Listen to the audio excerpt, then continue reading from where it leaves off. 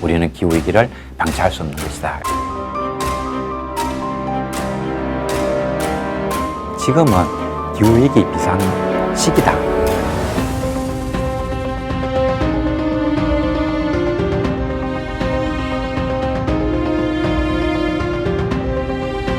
(40% 정도의 식물만 살아남고 나머지 58%는 멸종한다.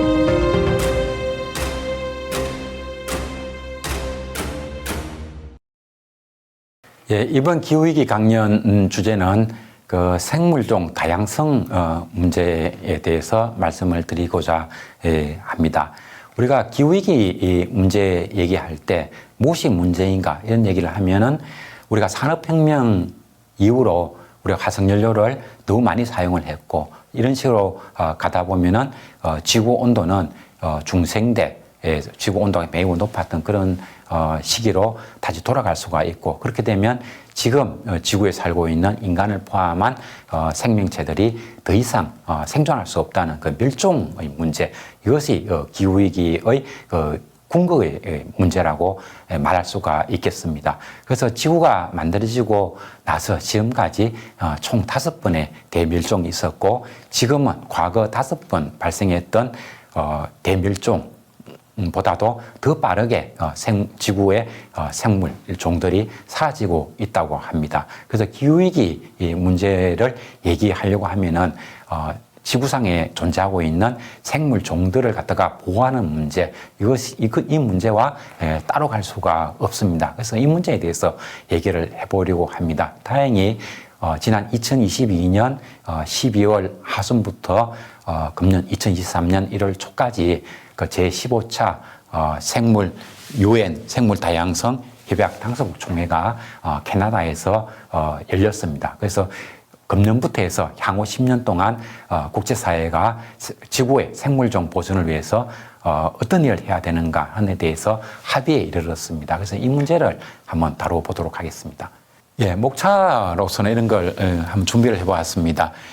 현재 지구에서 생물 멸종이 이루어지고 있는데 얼마나 심각한가 하는 이야기 그리고 지구상에 있는 그 멸종을 갖다가 막기 위한 생물 다양성 협약이라는 게 있는데요.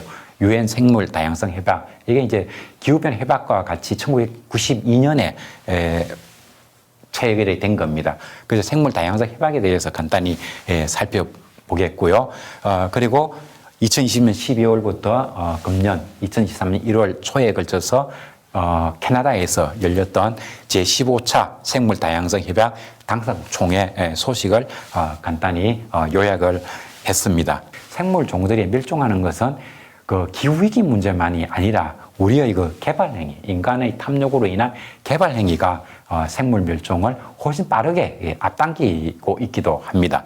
그리고 우리나라는 생물 다양성 협약 정신을 얼마나 잘 실천하고 있는가 하는 우리나라의 현주소에 대해서도 조금 살펴볼 생각입니다. 예, 우리가 생물 멸종이 어떻게 진행돼 가고 있는가 하는 얘기로는 2021년 2월에 유넵 유엔 환경 개발에서 발표한 이 보고서에 잘 나와 있습니다. 이 제목이 보면 여기 잘렸습니다만 Making Peace with Nature입니다.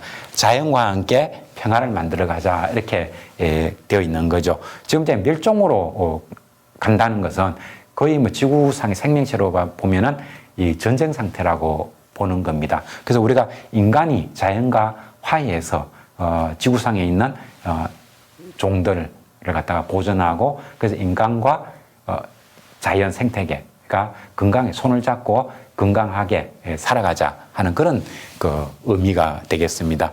여기서 나온 중요한 내용을 보면 이런 얘기를 하고 있습니다. 기후변화 문제, 그 다음에 생태계 파괴, 개발 행위로 인한 생태계 파괴죠. 이 요인으로 인해 가지고 환경오염 관련 질병이 크게 증가하고 있다.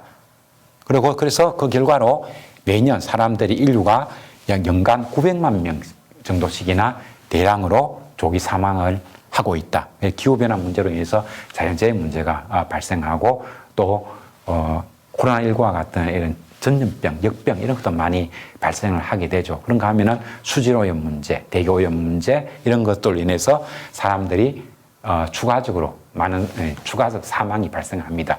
그것을 우리가 추적 조사를 하면은 연간 900만 명 정도가 인적으로 목숨을 잃는다는 거죠. 그리고 자연계에서는 금세기 내에 약 100만 종 이상의 동식물이 멸종이 예상이 된다고 합니다.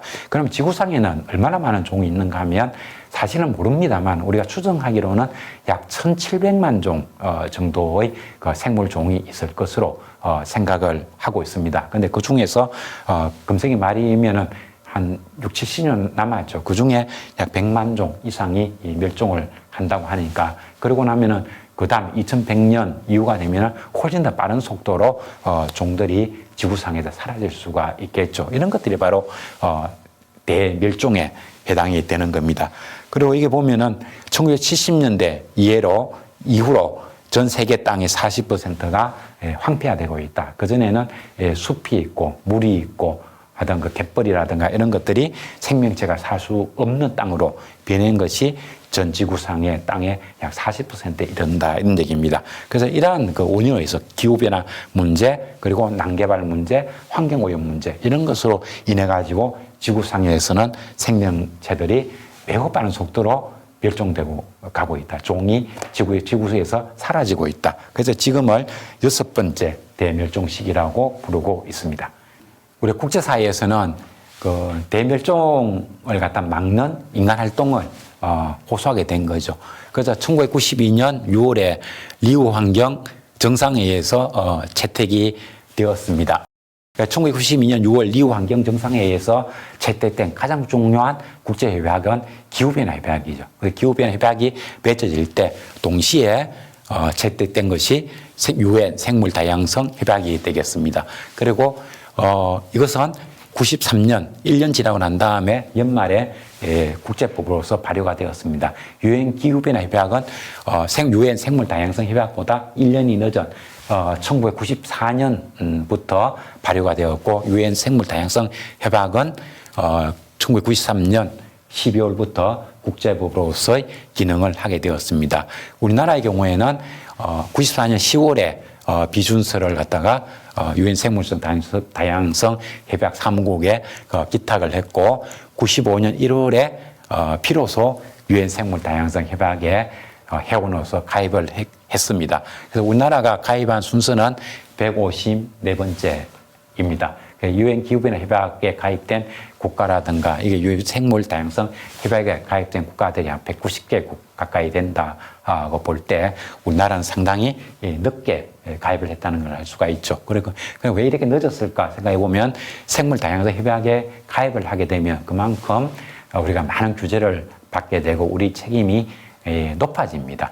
그래서 그것을 감당할 준비가 되어 있지 않았기 때문에 우리가 유엔 생물 다양성 협약에 가입을 상당히 늦게 했다는 걸 알 수가 있겠죠. 기후변화 협약 같은 경우도 주요국 한 57개국, 58개국을 대상으로 기후변화 대응 지수를 이렇게 조사를 해보면 우리나라가 꼴등을 면하고 있지 못하죠. 마찬가지로 유엔 생물 다양성 협약의 문제에 있어서도 우리나라의 그 실천 정도가 상당히 낮은 것으로 이렇게 평가를 받고 있는데 이게 가입도 늦었고 발효도 늦게 되고 우리나라에서 국제법으로서 생물 다양성 협약을 받아들인 것도 대단히 늦었다는 걸 보면 그렇겠구나라는 짐작이 갈 것 같습니다.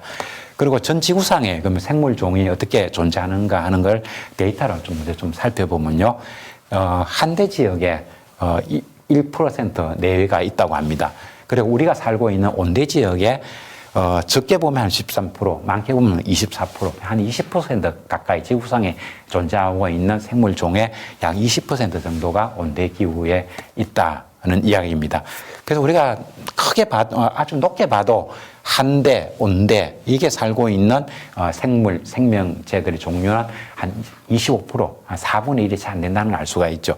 그리고 대부분의 생명체들은 열대 지방에 살고 있다. 그러니까 작게 봐도 한 74%, 4분의 3이죠. 많게 보면은 한 85% 정도가 열대 지방에, 지구상에 살고 있는 생명체들의 대부분 한 75에서 85% 정도가 열대 지방에 생존하고 있습니다. 그래서 우리가 이런 얘기를 하면은 지금 우리가 먹고 살기도 힘든데 열대 지방에서 일어난 것까지 우리가 신경 써야 돼 이런 생각을 하겠지만 우리가 살아가기 위해서는 이런데 그 생물 종이 왜 다양해야 되는가 하면 이 다양한 생명체로부터 여기로부터 우리가 좁게는 의약품도 얻고요. 그 다음에 우리가 살아가는 데 필요한 여러 가지 도움을 많이 받고 있습니다. 그래서 우리가 생물 다양성을 갖다가 지키자고 하는 것은 생태계를 보호하자든가 지구가 아프니까 우리가 더 배려하자든가 그런 수준을 떠나서 생물 종의 다양성이 무너지게 되면 결국은 먹이 사슬의 맨 꼭대기에 있는 인간들도 살아갈 수가 없기 때문에 결국은 이제 우리 인간의 생존을 위해서 생물 다양성을 지켜야 된다는 거죠. 우리 자신을 위해서 지구 환경을 지키고 지구 생태계를 지켜야 된다는 거 이걸 우리가 잊지 말아야 되겠습니다. 그리고 열대에서 이렇게 많이 존재를 하는데 특히 열대 우림 지역, 열대 우림은 아마존, 인도네시아, 콩고 이런 곳이 이제 대표적이죠. 이게 이제 지구 전체 면적에서 약 7% 정도가 열대 우림 지역이라고 합니다. 근데 열대 우림에는 면적은 7%밖에 안 되지만 지구상에 존재하는 생물 종의 약 절반, 50% 정도는 열대 우림에 존재를 합니다. 그러니까 우리가 생물 다양성을 지키기 위해서는 무엇보다도 열대 우림을 잘 지켜야 된다 하는 이제 결론에 도달을 하게 됩니다. 근데 문제는 이제 열대 우림이 너무나 많이 훼손되고 있습니다. 왜 그럴까 하면 열대 우림에는 자원이 많습니다. 그리고 땅이 일반적으로 이기적인 인간의 눈으로 바라본다면 값싼 땅인 거죠. 그래서 거기에 개발이 집중이 됩니다. 개발과 기후변화로 매년 1천만 헥타르 이상씩 열대 우림이 사라지고 있습니다. 그리고 특히 90년대 이후가 되면 열대 우림은 훨씬 더 빠르게 사라지고 있습니다. 지구상에 있는 가장 대표적인 열대 우림은 아마존인데요. 아마존 같은 경우에 보면은 하루에만 사라지는 열대 우림의 면적이 축구장 3,000개가 넘는다고 합니다. 이게 면적의 열대 우림이 소실되고 있다. 어떻게 소실되는가 하면은 목장을 만들고 그다음에 농경지를 만들기 위해서 화전을 하는 거죠. 그렇게 이제 불을 질러 가지고 목재를 태워버리면서 열대 우림을 없애는 그 면적이 하루에만 축구장 3,000개 분량씩 사라지고 있다는 겁니다. 이렇게 그렇게 되면 이 생물 종들이 살아가기 위해서는 안전한 서식 공간이 필요한데 그 서식 공간을 이렇게 빠르게 훼손시키면 지구의 상에 있는 생물 종을 우리가 지킬 수 없다는 것은 너무나 당연한 이야기가 되겠습니다. 예, 그래서 이건 이제 제15차 유엔 생물 다양성 당사국 회의입니다. 여기 보면 이제 몬트리올에서 열렸는데 원래는 2020년에 중국 쿤밍에서 열려야 됐는데 코로나 때문에 열리지 못했습니다. 그리고 2022년 12월에 몬트리올에서 대신 열린 거죠. 그 다음에 여기 정리한 것은 몬트리올에서 열렸던 코프15 그 유엔 생물 다양성 협약 당사국 총회의 내용입니다. 그 제목은 보면은 Living in Harmony with Nature입니다. 자연과 함께 조화로운 삶을 살아가자. 뭐 이렇게 번역할 수 있을 것 같습니다. 그 핵심 어제는 2030년까지 새로운 전지구 생물 다양성 전략 계획이 채택되었다. 그게 이제 10년 단위로 계획을 짭니다. 그래서 2010년에 일본 아이치에서 아이치 의제라는 걸 만들었습니다. 10년 동안 지구 생물 다양성을 지키기 위해서 어떤 노력을 하자라고 이제 합의한 게 있는데 그것을 아이치 선언이라고 얘기를 합니다. 그리고 이제 10년이 지나고 나서 몬트리올 회의에서 지난 10년 동안 우리가 합의했던 것이 얼마나 많이 지켰는가 하는 데에서 평가회의가 열렸습니다. 그 평가회의는 평가 결과는 실패했다 하는 결론을 맺었습니다. 그 왜 실패했을까 하면은 모니터링망 세계 각국에서 생물종 보존을 위한 노력이 실제로 어떻게 되고 있는가에 대해서 모니터링, 감시 이 노력이 부족했다는 것. 그리고 그걸 하지 않았을 때 어떤 벌칙을 줄 것인가 하는 데 대한 내용들, 이런 것들이 너무 부족했기 때문에 아이치 선언이 실패했다. 그래서 앞으로 10년, 그 2030년까지죠. 이때는 전 지구 생물 다양성을 지키기 위해서 아이치 선언에서 실패했던 모니터링 시스템이라든가 그다음에 그걸 지키지 않았을 때 주어지는 페널티 이런 것을 강화한 새로운 지구 생물종 보존을 위한 10년 계획이 합의로 탄생을 했습니다. 근데 이제 문제가 보면 이제 여기 보면 이제 육상 및 해양의 최소 30% 정도는 보호 지역으로 보호하자. 이게 가장 큰 합의안이라고 말할 수가 있습니다. 그런데 이제 부족한 거는 열대 우림 국가들에 대한 보상 조치. 그러니까 열대 우림을 가지고 있는 브라질이라든가 콩고라든가 인도네시아 이런 나라들의 요구사항을 충분히 들어주지 못했다는 거죠. 그래서 이런 나라들이 어떻게 나올까 하는 것이 우려된다는 겁니다. 그렇게 보면은 이미 훼손된 육지와 해양 생태계의 면적 중에 최소 30%를 복원하도록 하자라고는 합의를 했습니다. 이 내용만 탁 들어보면 그럼 우리나라는 어떤 갯벌을 다시 살릴 것인가, 어떤 산지를 다시 복원시킬 것인가 이런 생각을 해보면은 답답한 생각이 들죠. 뭐 제3기 신도시를 어떻게 하고 이렇게 하면서 지금도 계속해서 토지를 갖다가 개발할 그런 계획, 그리고 전국 곳곳에 공항을 만들겠다고 나오고 있는 이런 나라에서 어떻게 이미 훼손된 육지와 해양 생태계 그 면적 30%를 어떻게 우리가 복원시킬 것인가 하는 생각을 해보면 따뜻합니다. 그 다음에 과잉 영양 유출 50% 감축. 우리나라 보면은 낙동강이라든가 한강 이런 데 이름칠이 되면은 녹조가 아주 몸살을 앓습니다. 그게 바로 과잉 영양 유출이 되는 거죠. 이것들을 50% 감축한다. 이게 이제 들어가면은 담수 생태계에는 녹조가 생기고, 그 다음에 이게 바다로 흘러 들어가면은 녹조가 생기죠. 그러니까 녹조, 적조 이런 것으로 인해서 많은 생물 종들이 큰 피해를 받게 됩니다. 그래서 이것을 줄인다. 이렇게 하려면 이걸 줄일 수 있는 뭐 시설도 해야 되고, 그 다음에 자연과 인간 사이의 거리도, 이격거리도 많이 떼야 되고, 그 다음에 갯벌이라든가, 그 다음에 하천, 하류, 이런 것도 많이 복원도 해야 되고, 보존해야 되고, 이런 그러니까 숙제가 남게 됩니다. 그리고 또 하나는 살충제, 유해화학 물질로 인한 부정적 위험을 줄여가야 된다. 여기서 보면은 재선충 방제 얘기 많이 나오죠. 우리나라에서는 벌, 곤충 이런 생물들이 방향성을 갖다 잃게 만드는 유해한 물질, 이게 이제 미국, 유럽 이런 데서는 1990년대부터 사용하지 않고 있는 이런 유해 물질들을 여전히 농작물에 사용하고 있고, 그것을 재선충을 방지하기 위해서 산에 비행기로 막 살포를 합니다. 근데 그런 것들이 곤충들의 죽음, 대량 죽음으로 이끌고 있다는 지적이 끊임없이 나오고 있는 거죠. 그래서 이런 것들도 우리가 어떻게 줄일 것인가 하는 것이 바로 우리 자신들의 문제가 되겠습니다.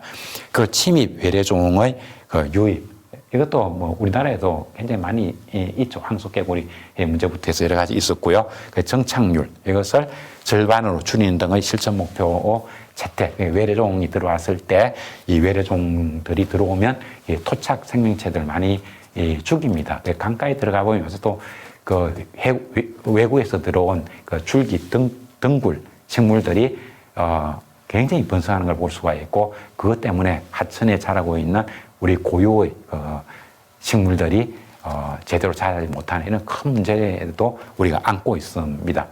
그 다음에는 우리가 이제 생물 다양성 해방 얘기할 때 지구 온난화 문제, 기후위기 문제로 인한 생물종의 훼손 문제는 좀 만성적인 거죠. 오랜 시간을 두고 일어난다고 한다면 인간 개발 행위로 발생하는 멸종은 매우 짧은 시간에 급격하게 발생을 하게 됩니다. 그러한 문제, 인간 개발 행위로 인한 멸종 문제, 이것을 몇몇 사례를 통해서 한번 살펴보도록 하겠습니다.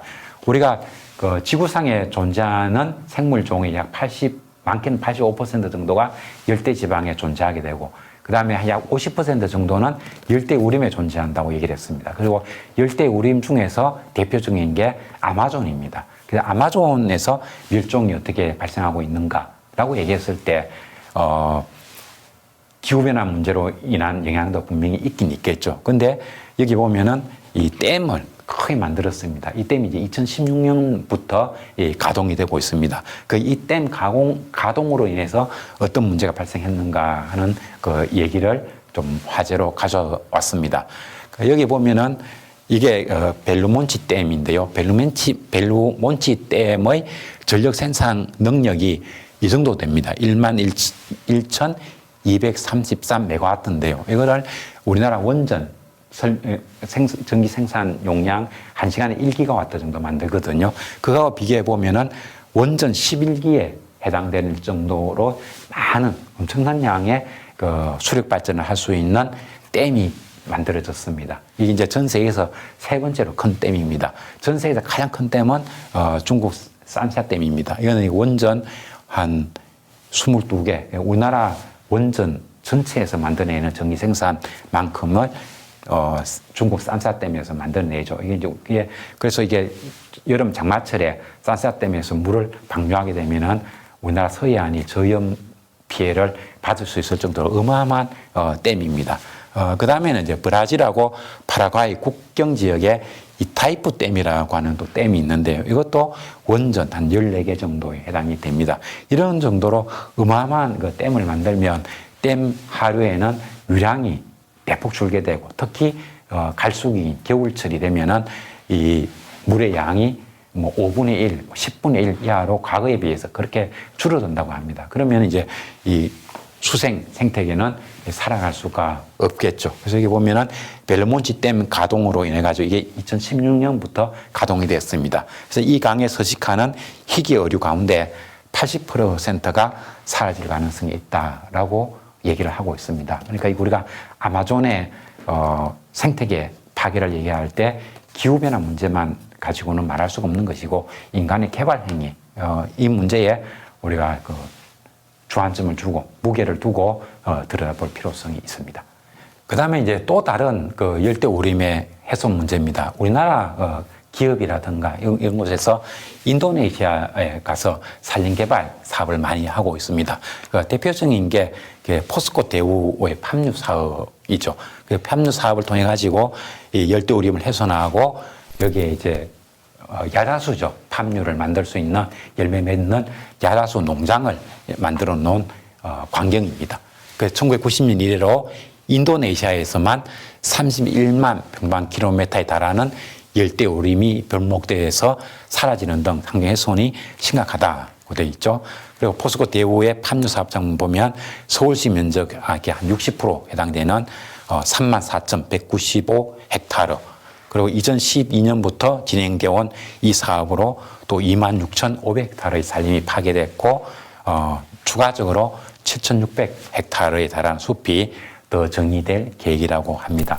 우리나라 전체 면적하고 비교해봐도 이게 엄청나게 큰 면적이라는 걸 알 수가 있겠죠. 그리고 또 인도네시아에서 포스코가 추가적으로 하려는 이 사업지도 보면은 인도네시아에 남아있는 최대의 온전한 산림지대, 이걸 다시 훼손하고 여기에 팜유 농장을 짓겠다는 겁니다. 그래서 이게 우리나라 환경단체뿐만이 아니고 국제환경단체로부터도 포스코 대우가 굉장히 큰 비난을 받고 있습니다. 그래서 인도네시아 생물 다양성의 80% 이상을 차지하고 있다는 사실이 알려지며 국제적 논란을 야기하고 있다. 작년, 지난해 해가지고 국제사회로부터 포스코 대우가 엄청난 비난을 받았었습니다. 그래서 이게 포스코 대우가 이렇게 이제 비난을 많이 받게 된 거죠. 이렇게 이제 열대우림을 훼손하고 그 팜유, 플랜테이션, 농장을 만들면서 열대우림을 훼손하니까 이 문제에 대해서 국제사회로부터 엄청난 비난이 오고, 그래서 포스코 인터내셔널에서 앞으로 좀 이런 게 발생하지 않도록 좀 주의하겠다라는 이제 발표가 나옵니다. 2020년 3월 1일에 나온 건데요. 산림 파괴 금지에서 NDPE 정책이라고 얘기를 합니다.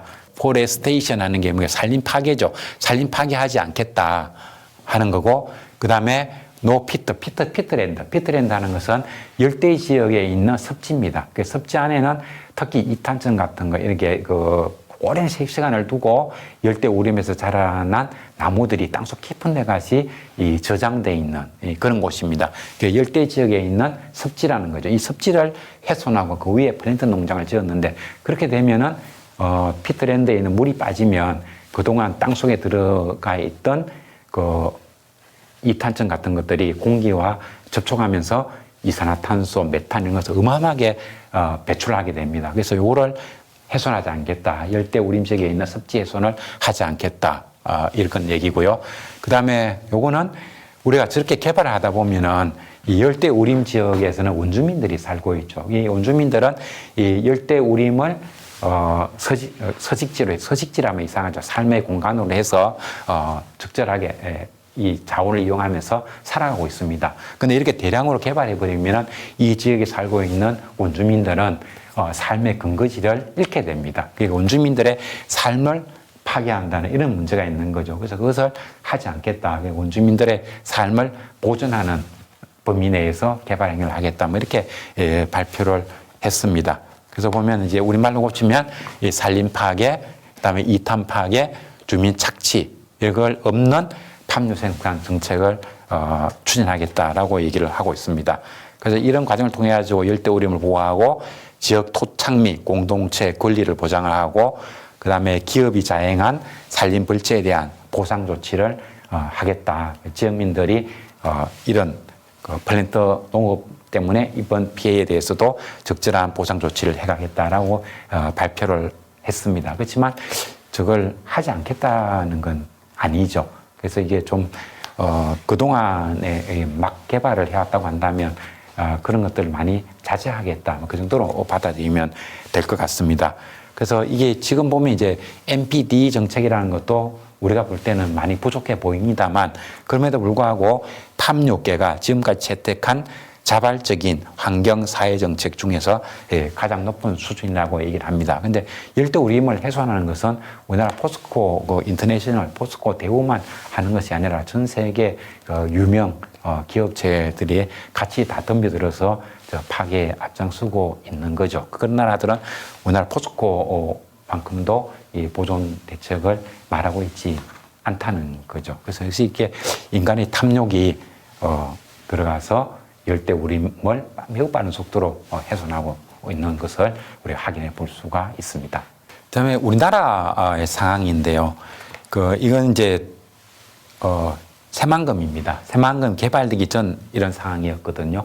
근데 이런 갯벌은 왜 중요한가 하면 갯벌은 항상 육지에서 바다로 내려가는 강의 하구에 존재를 합니다. 그래서 이 갯벌은 하구에서 내려오는 영양염류 이런 것들을 걸러주는 거죠. 그래서 갯벌을 통해서 물이 바다로 빠져나가게 되면은 육지에서 담수가 가지고 내려온 영양염류를 천년의 필터가 작동하기 때문에 영양염류가 바다로 적게 들어갑니다. 그렇게 되면 이 적조 현상이 발생하지 않는 거죠. 우리나라 주변에서도 이 순천만 같은데 이 갯벌이 잘 보존되어 있고요. 그런 곳에서는 적조가 잘 발생하지 않습니다. 그 적조가 발생하는 곳은 인간 개발로 인해서 갯벌이 파괴된 해양, 연안 이런 곳에서 적조가 발생을 합니다. 그리고 이 갯벌이라고 하는 것은 해양 생태계의 서식지입니다. 그러니까 이것을 갯벌을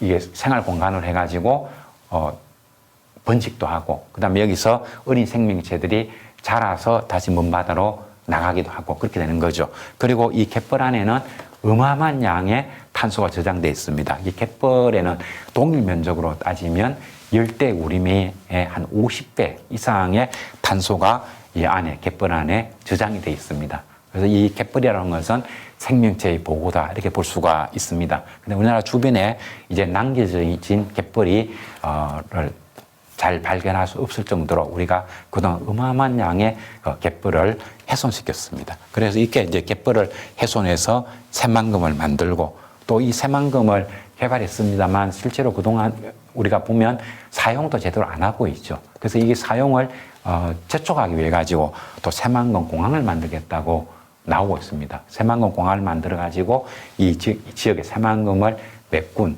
매립지에 제대로 된 인간 활동을 갖다가 좀 왕성하게 했다는 그런 의미가 되겠죠. 그래서 거기에 대해서 반대하는 시민들의 운동 광경입니다. 그런가 하면 또 이 지역에서는 지역 개발을 위해서 새만금이 제대로 본격적으로 개발돼야 된다라고 주장하는 사람도 있고 그다음에 환경을 주장하는 사람들은 그래서는 안 된다.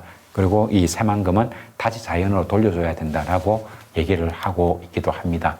근데 국제적으로 평가하는 걸 보면 갯벌을 메꾸어서 인간이 이용하는 것보다는 자연 그대로 두고 그 해양 생물을 보존하고 그다음에 이 갯벌로부터 우리가 의류 자원 이런 것들을 우리가 채취했을 때 그 후자의 이익이 훨씬 크다라는 그 평가가 나오고 있습니다. 그래서 우리도 이제부터는 너무 개발하는 것보다는 우리가 자연을 지키고 그리고 자연이 주는 자연이 인간에게 주는 이익을 좀 겸손한 마음으로 얻는 그런 그 자세 전환이 필요하다고 생각합니다.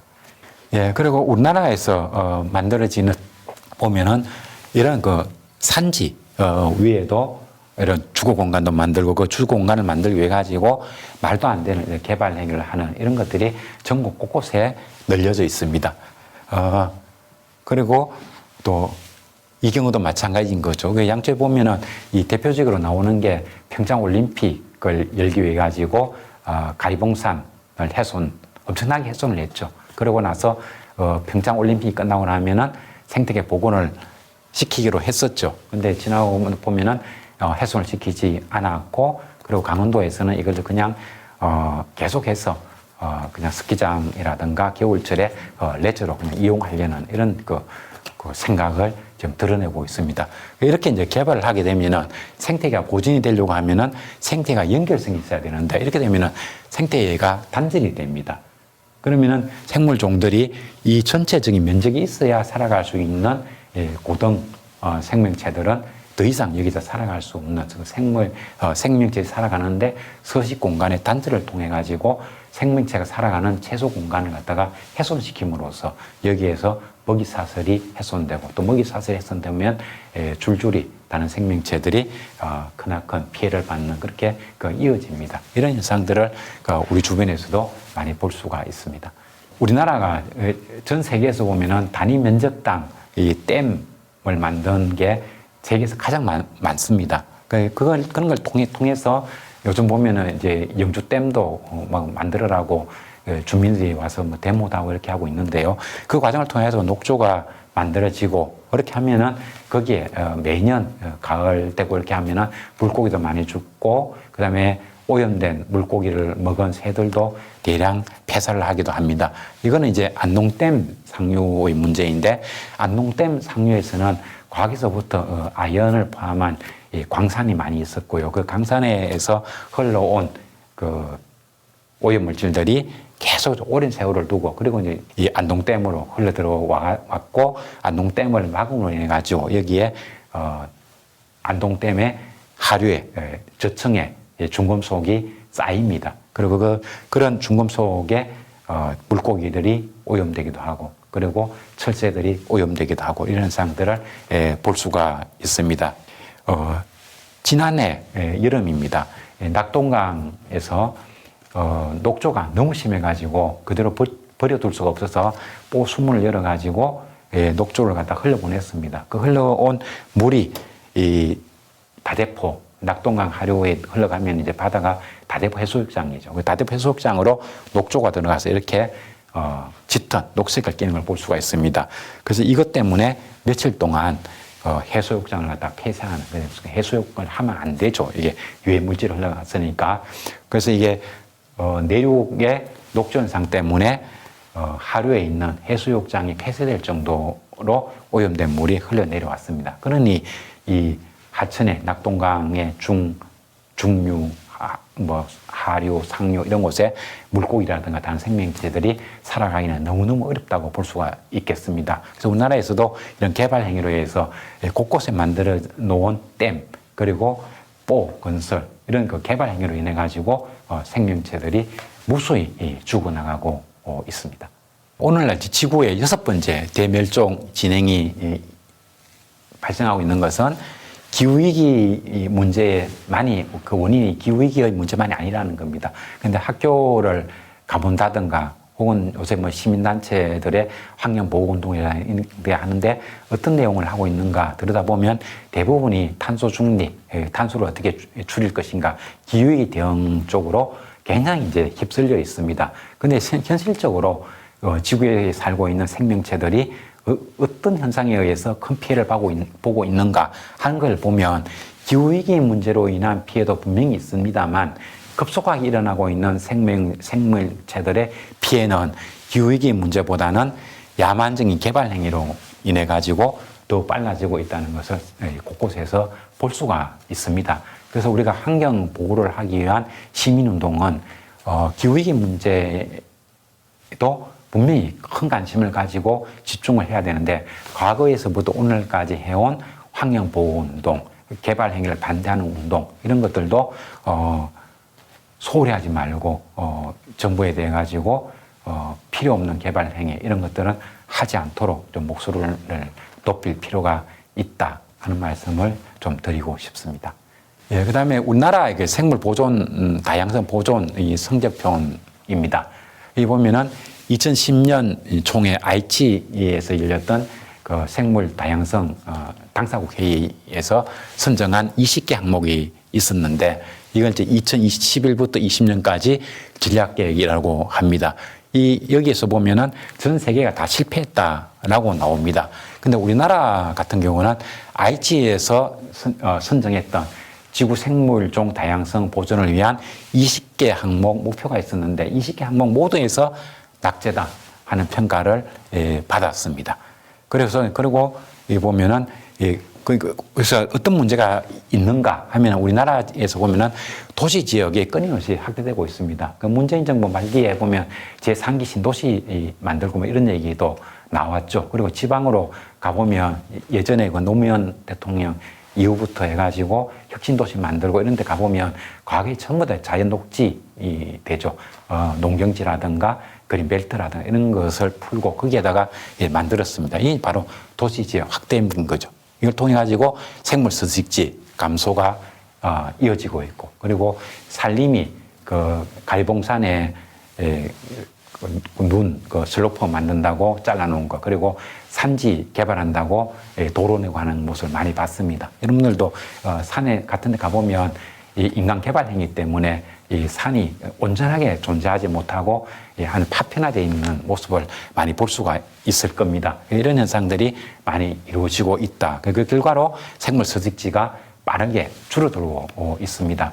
그러니까 지리산의 반달곰 같은 경우도 보면은 이미 개체수가 조금 늘어나니까 거기에서 살 수가 없어서 김천이라든가 북쪽으로 막 이동해 가는 거죠. 그만큼 우리나라에서 생명체들이 온전히 살아가기에는 생물 서식지, 산지 같은 것을 이 단절을 너무 많이 시켜놨다는 이 문제가 있습니다.